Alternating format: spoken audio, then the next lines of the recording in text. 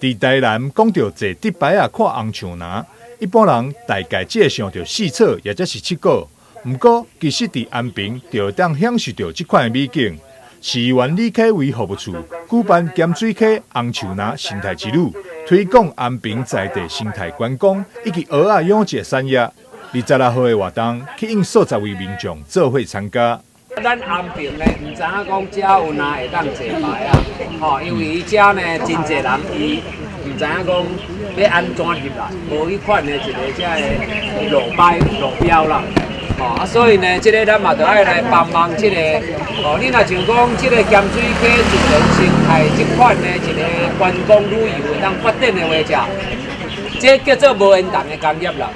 那你应该就要让大家来亲近咱的自然，亲近咱的乡土。经过那个李启伟，还有那个议员，还有那个李文正议员的介绍，才知道安平这个地方有这么好的红树林的那个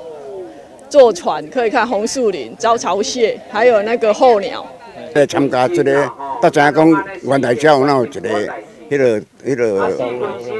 船啊的字典伫遮，很好，很漂亮啊！今天天气很好啊，很漂亮啊。议员李启伟表示，咸水溪口红树林密布，孕育出丰富的自然生态，不论是伫咧景色，也或是物种，一点仔拢袂输四草，所以要来推荐给市民大众。行这条的一个路线